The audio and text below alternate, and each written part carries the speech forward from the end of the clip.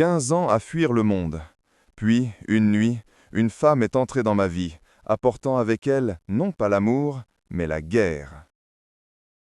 Le soleil n'avait pas encore franchi les crêtes des collines à l'est, mais mes mains étaient déjà calleuses du travail de la matinée.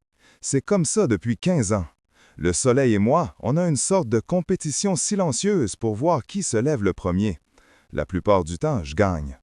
La solitude est une alarme qui ne s'éteint jamais. 15 ans que le seul son qui me réveille est le battement de mon propre cœur dans le silence assourdissant de cette grande maison vide. 15 ans que le côté droit du lit est aussi froid que le marbre d'une tombe. Mon ranch, mon royaume de poussière et de silence, des hectares de terre qui s'étirent à perte de vue, des bêtes qui ne demandent rien d'autre que de l'herbe et de l'eau, et un ciel si grand qu'il vous fait sentir tout petit et insignifiant. C'était parfait.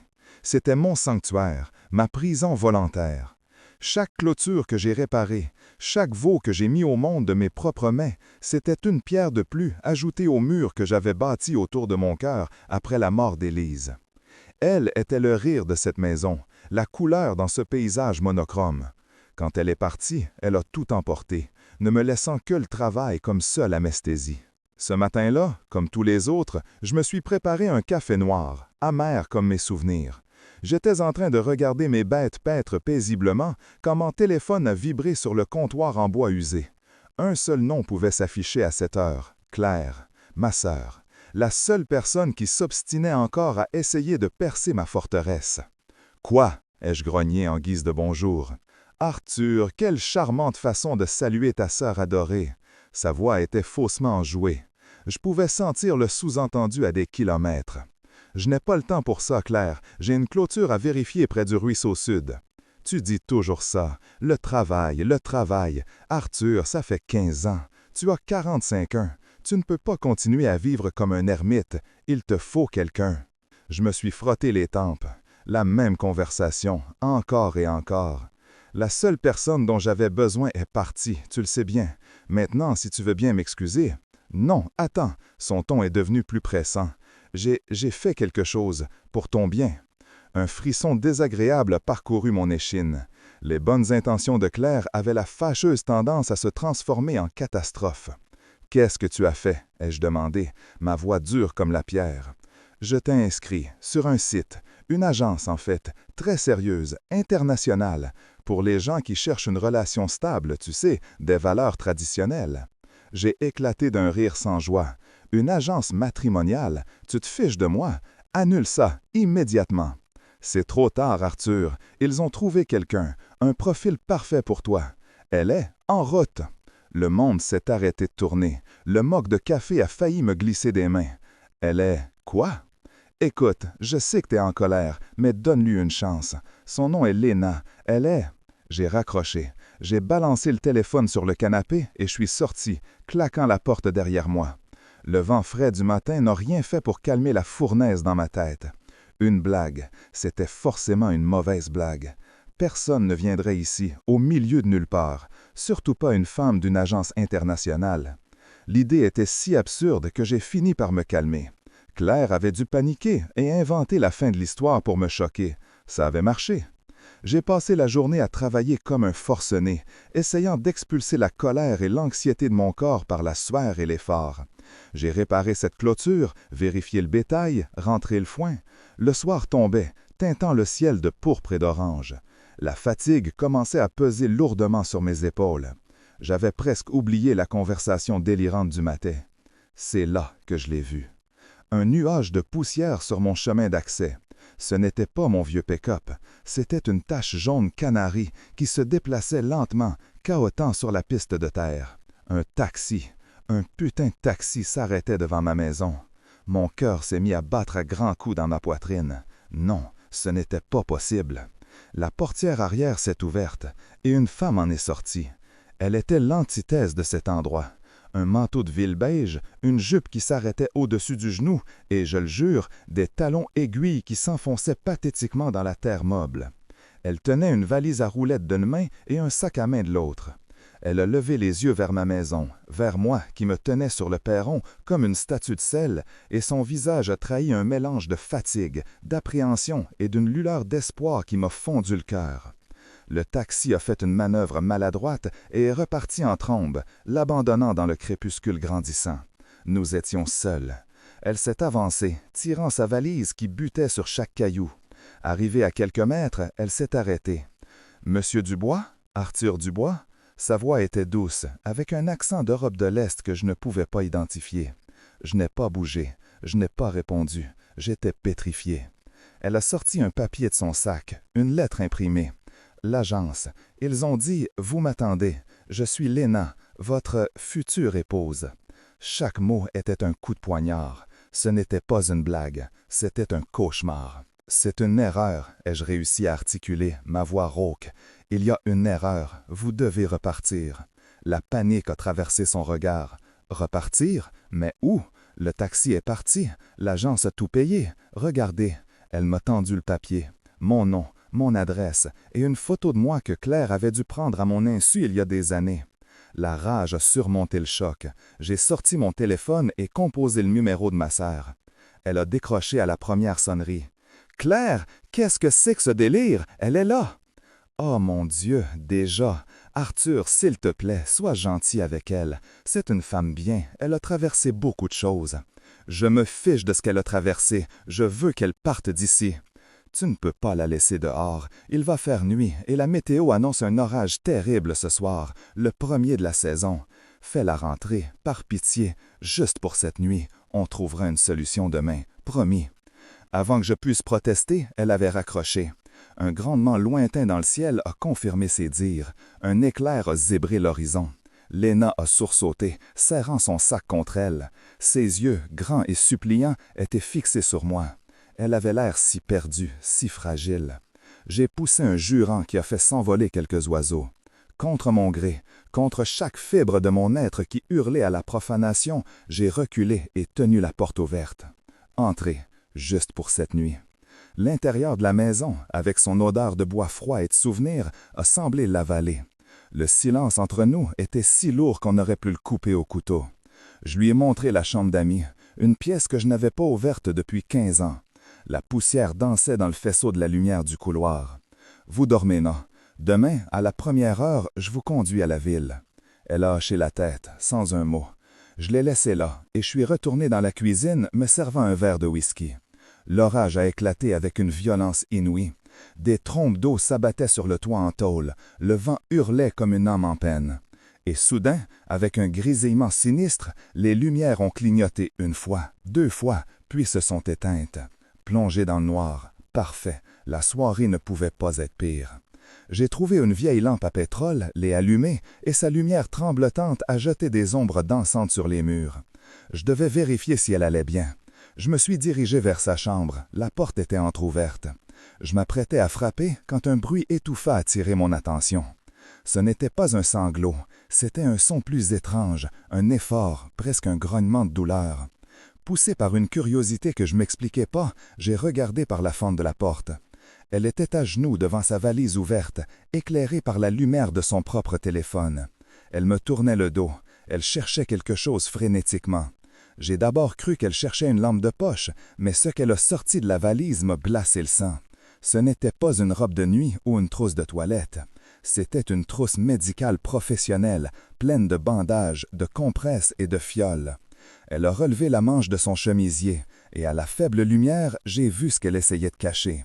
Sur son avant-bras, il y avait une entaille fraîche et profonde qui saignait encore abondamment, maculant le tissu délicat de sa blouse. Ce n'était pas une blessure accidentelle, elle avait l'air d'une coupure de couteau. Alors qu'elle commençait à nettoyer la plaie avec une grimace de douleur, mon esprit s'est emballé. Cette femme n'était pas juste une épouse par erreur envoyée par ma sœur, elle fuyait quelque chose de dangereux.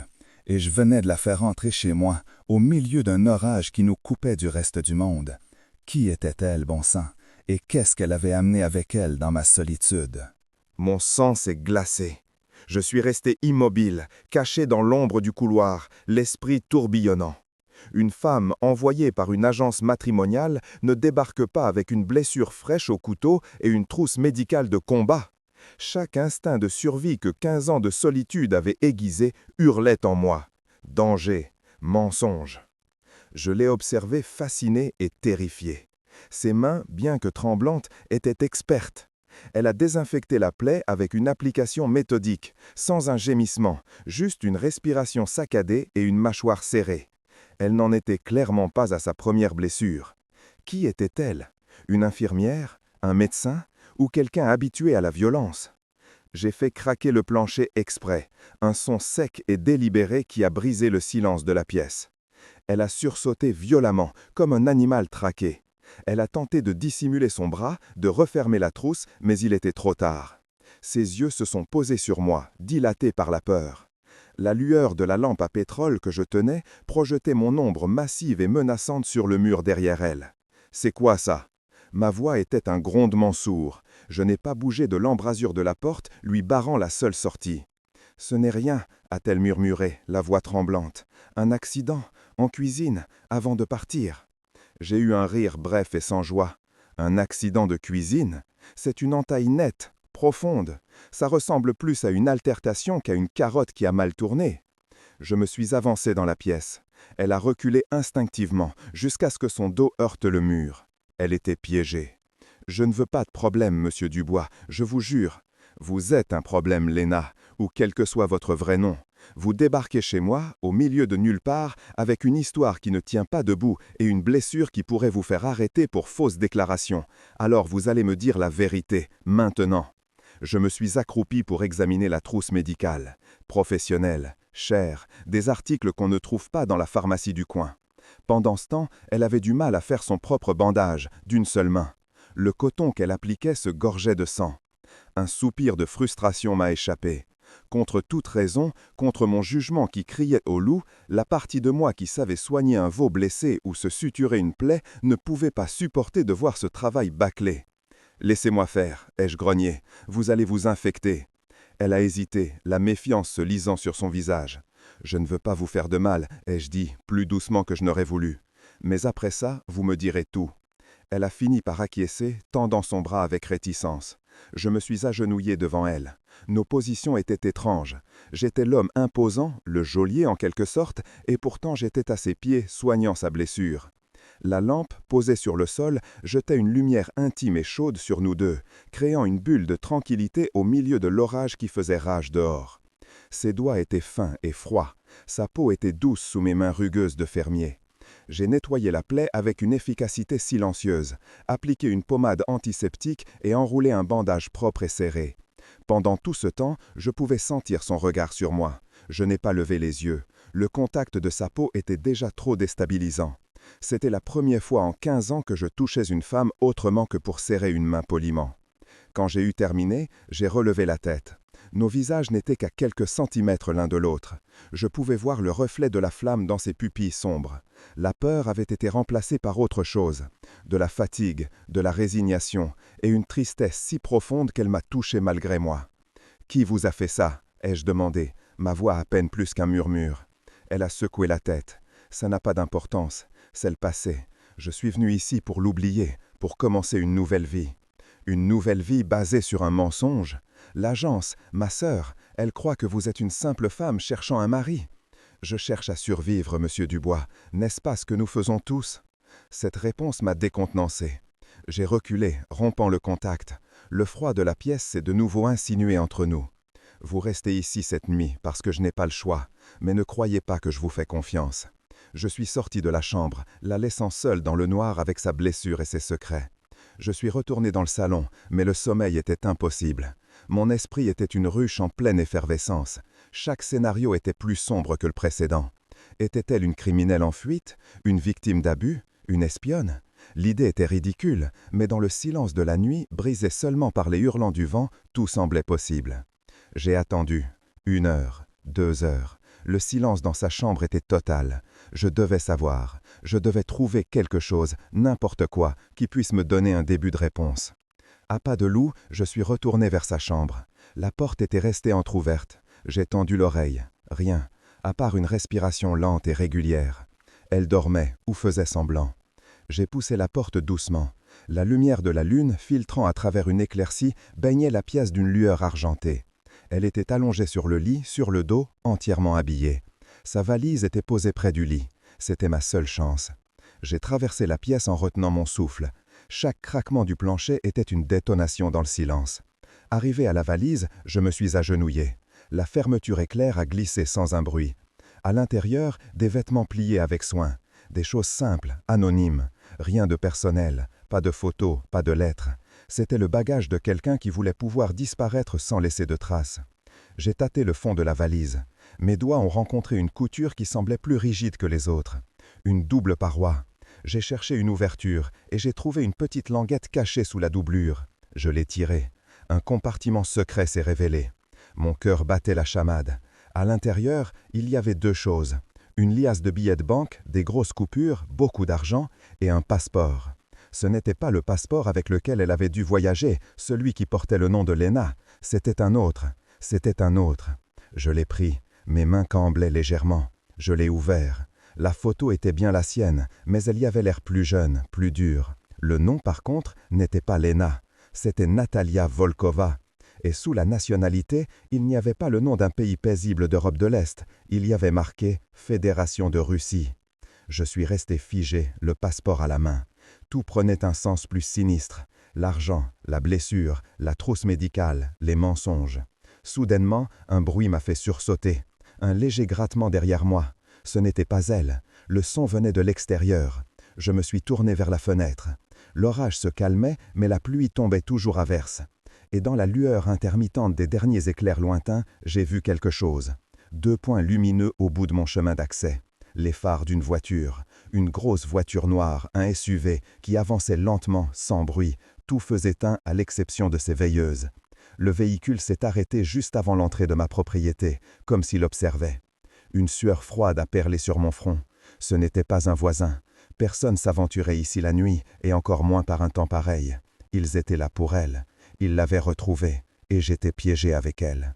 Mon premier réflexe a été purement animal, éteindre la lumière. J'ai soufflé sur la flamme de la lampe à pétrole, nous plongeant instantanément dans l'obscurité quasi totale, seulement troublée par la lueur blafarde de la lune qui perçait les nuages. Je tenais toujours le passeport russe dans ma main. Son poids semblait soudain démesuré. Natalia Volkova. Ce nom résonnait dans ma tête comme un glas.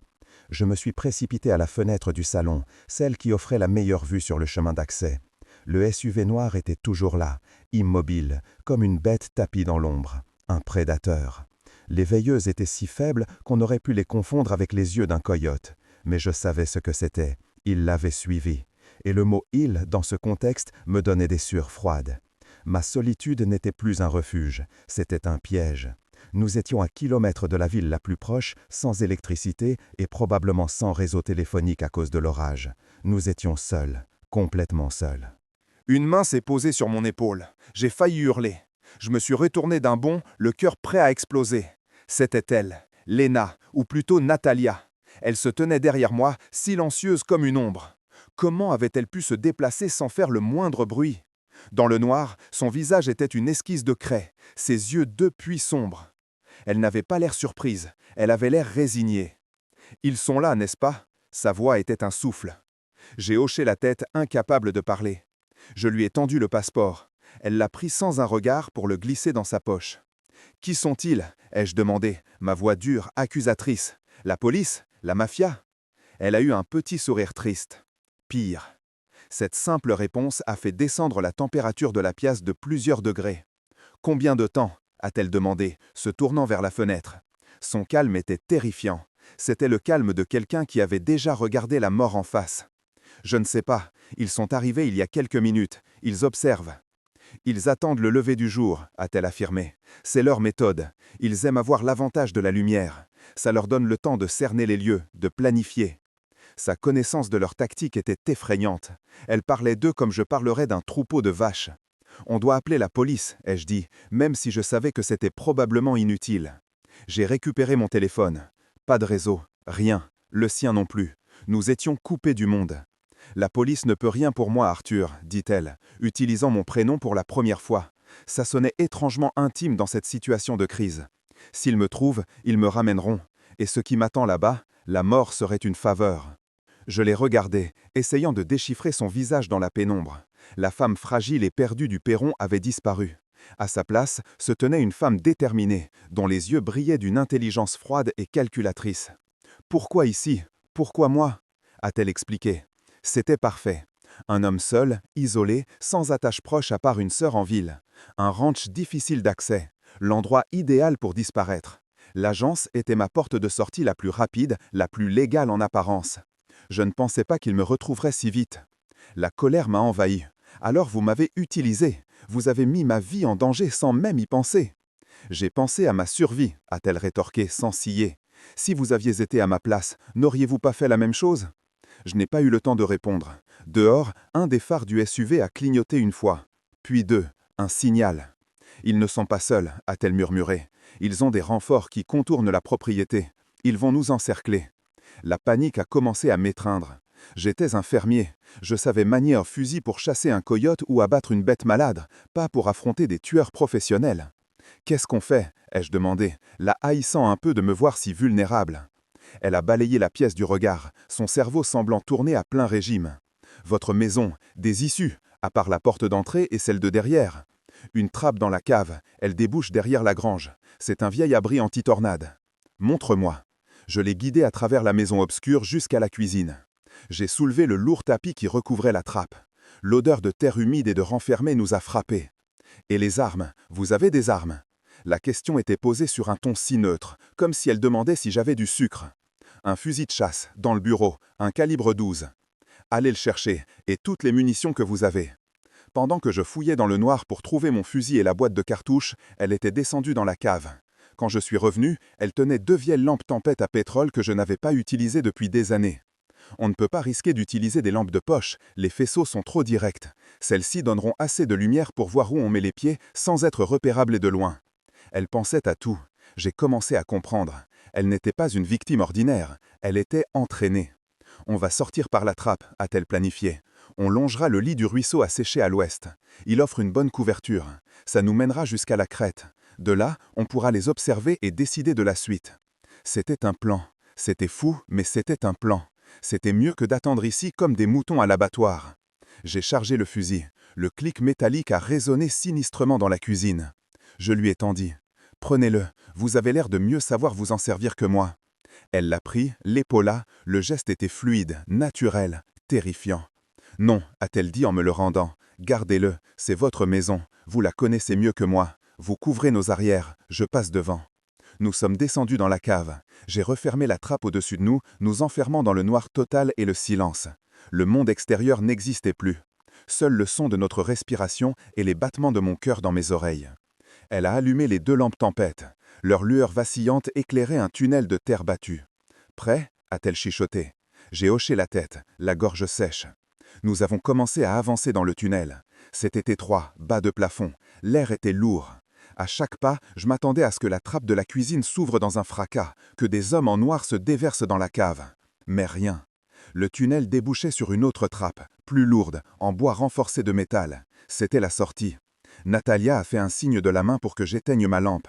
Elle a éteint la sienne. De nouveau, le noir total. Elle a posé ses doigts sur la trappe, la soulevant d'1 millimètre à peine, juste assez pour regarder. L'attente a duré une éternité. Je n'entendais que le vent dans les arbres et la pluie qui s'était calmée. Finalement, elle a ouvert la trappe complètement et s'est glissée dehors avec l'agilité d'un chat. J'ai suivi, plus lourdement. Nous étions derrière la grange. Le ciel commençait à peine à pâlir à l'est. La l'aube n'était plus très loin. Ils allaient bientôt passer à l'action. Accroupis dans l'ombre du bâtiment, nous observions la maison. Rien ne bougeait, c'était trop calme. « Ils sont déjà là », a-t-elle murmuré, confirmant mes craintes. « Ils sont entrés. » Comment le savait-elle? Je n'avais rien vu, rien entendu. « La lumière », a-t-elle dit, comme si elle lisait dans mes pensées. Une des fenêtres du haut, un reflet. Quelqu'un vient d'allumer une lampe de poche à l'intérieur. Mon sang s'est transformé en glace. Ils étaient dans ma maison, dans la chambre où Élise et moi avions dormi, profanant mes souvenirs. Une rage froide, pure, a remplacé la peur. « On doit partir, maintenant », a-t-elle insisté, me tirant par la manche. Mais je ne pouvais pas détacher mon regard de ma maison, de mon sanctuaire violé. Et c'est là que je l'ai vu. Une lumière s'est allumée dans la grange où nous étions cachés juste à côté. Il n'était pas seulement dans la maison, L'un d'eux était là, à quelques mètres de nous, de l'autre côté du mur en bois. Nous étions sur le point de nous faire prendre en tenaille. Il n'y avait plus d'échappatoire. Un filet de lumière passa par une fente entre deux planches de la grange, balayant le sol à moins d'1 mètre de mes pieds. Nous nous sommes aplatis contre le mur, retenant notre souffle. Le faisceau de la lampe torche dansait à l'intérieur, inspectant chaque recoin. Je pouvais entendre les pas lourds de l'homme sur le sol couvert de paille, le son étouffé de sa respiration. Il était si proche. Un seul éternuement, un seul craquement de brindilles sur nos pieds, et tout était fini. Natalia m'a attrapé le bras, sa poigne était d'acier. Ses lèvres ont bougé près de mon oreille, son souffle à peine perceptible. Le ruisseau, quand je te le dirai, court sans te retourner. Je voulais protester, lui dire que c'était de la folie, qu'il nous verrait, mais son regard ne laissait aucune place à la discussion. Il y avait une certitude dans ses yeux, une assurance née d'une vie que je ne pouvais même pas imaginer. J'ai serré le fusil contre moi, le bois froid et familier était mon seul réconfort. À l'intérieur de la grange, l'homme a fait tomber quelque chose, un bruit métallique, un juron en russe. Ce son, cette langue, a semblé être le signal que Natalia attendait. « Maintenant » a-t-elle chuchoté avec urgence. Elle a jailli de notre cachette, non pas en direction du ruisseau, mais vers l'angle opposé de la grange. De sa poche, elle a sorti quelque chose de petit et de lourd qu'elle a lancé de toutes ses forces contre le grand silo en métal situé à 30 mètres.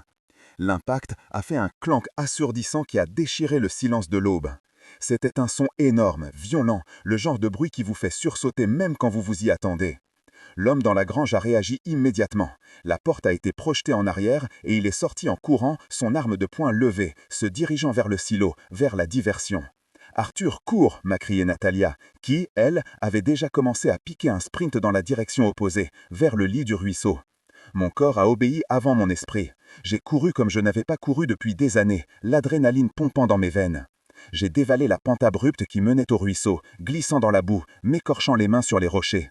Natalia était juste derrière moi. Derrière nous, j'ai entendu des cris en russe, puis un coup de feu. La balle s'est fichée dans un arbre au-dessus de ma tête avec un sifflement mauvais. Nous nous sommes jetés dans le lit du ruisseau. Les rochers et les hautes herbes nous offraient une couverture précaire. Nous avons continué à courir, pliés en deux, l'eau glacée de la pluie de la nuit nous trempant jusqu'aux genoux. Mon cœur battait à se rompre. Nous avons couru pendant ce qui m'a semblé une éternité, jusqu'à ce que mes poumons me brûlent et que mes jambes refusent d'obéir. Nous nous sommes finalement effondrés derrière un affleurement rocheux, à bout de souffle. Le son de la poursuite s'était estompé. Pour le moment, nous étions en sécurité. L'aube pointait, peignant le ciel de teintes grises et roses.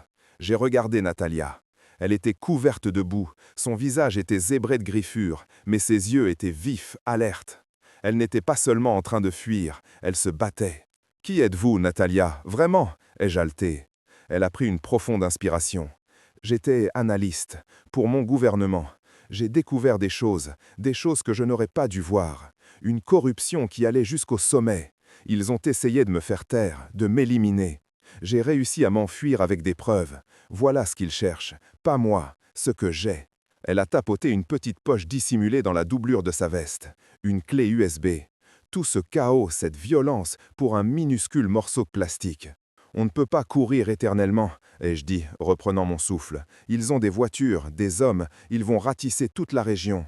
Je sais, a-t-elle répondu. C'est pourquoi on ne va plus fuir, on va leur tendre un piège. J'ai cru qu'elle avait perdu la tête. Un piège? Nous deux, contre des professionnels armés?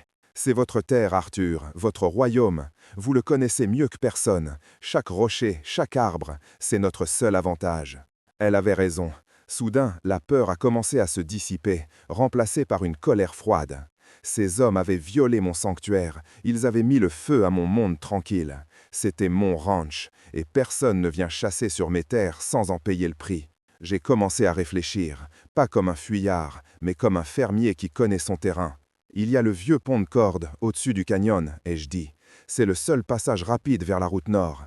Ils le savent, ils vont forcément y aller pour nous couper la route. Le pont est vieux, très vieux. Un sourire a effleuré ses lèvres. Est-il assez vieux pour ne pas supporter le poids d'un SUV? Il ne supporterait même pas le poids d'un veau bien nourri. Mais il en a l'air, de loin. Notre plan était simple, désespéré et probablement suicidaire. Nous sommes remontés vers la crête, en restant à couvert. De là, nous pouvions voir mon pick-up, garé près de la grange. 2 hommes montaient la garde. Un autre était au téléphone, probablement le chef, coordonnant les recherches. Ils étaient 3. plus celui qui était dans le SUV noir au bout du chemin. 4 contre 2, les chances étaient minces. Il me faut une diversion, encore plus grosse que la dernière, a dit Natalia. J'ai regardé ma grange, pleine de foin sec, de bidons de carburant pour le tracteur. Mon cœur s'est serré. C'était des années de travail, des souvenirs. Quoi que vous pensiez, faites-le, a dit Natalia. Parfois, il faut tout brûler pour pouvoir recommencer. J'ai hoché la tête. Elle m'a tendu un briquet qu'elle avait dans sa poche. Je me suis glissé le long de la crête, contournant la maison, jusqu'à ce que je sois à portée de la grange. J'ai imbibé un chiffon d'essence, l'ai allumé et l'ai lancé à travers une fenêtre brisée dans le tas de foin. L'embrasement a été quasi instantané. Une boule de feu a rugi à l'intérieur et en quelques secondes, des flammes orange vif léchaient le toit. C'était un spectacle à la fois terrible et magnifique. Comme prévu, le chaos a éclaté en bas. Les hommes ont crié, se sont précipités vers l'incendie, leur attention complètement détournée. C'était le moment. Natalia a couru vers mon pick-up. J'étais juste derrière elle. La clé était sous le paillasson, là où je la laissais toujours. Elle a sauté sur le siège conducteur, j'ai sauté sur le siège passager. Le moteur a vrambi.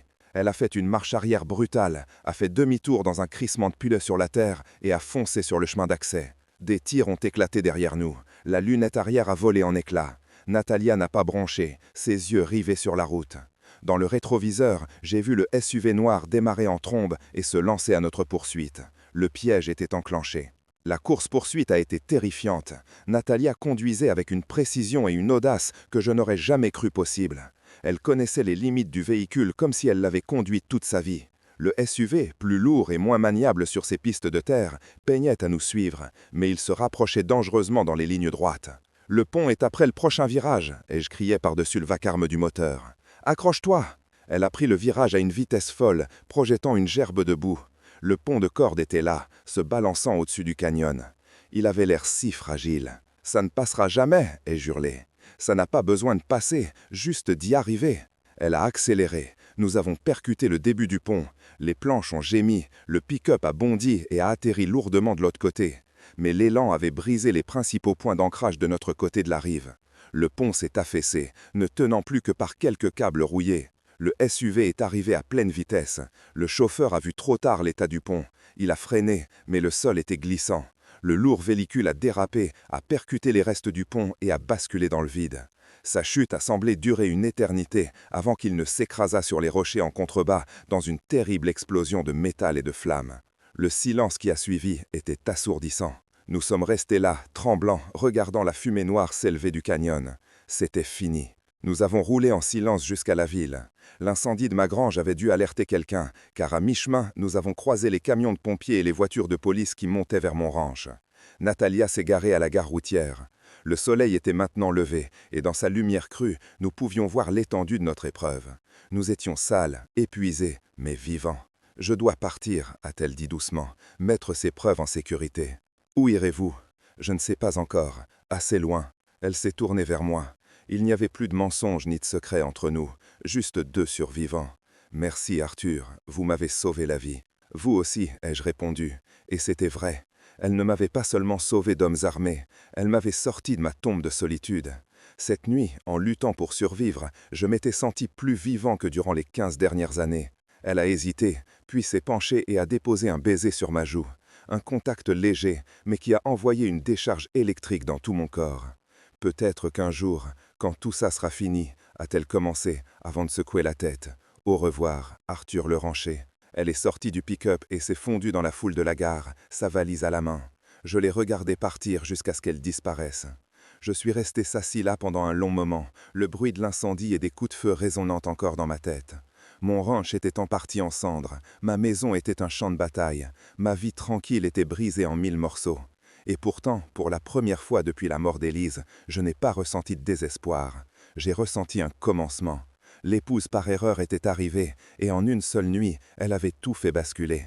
Elle avait brûlé mon passé et m'a montré que même après 15 ans de silence, mon cœur était encore capable de battre la chamade. Elle a hésité, puis s'est penchée et a déposé un baiser sur ma joue. Un contact léger, mais qui a envoyé une décharge électrique dans tout mon corps. Peut-être qu'un jour, quand tout ça sera fini, a-t-elle commencé, avant de secouer la tête.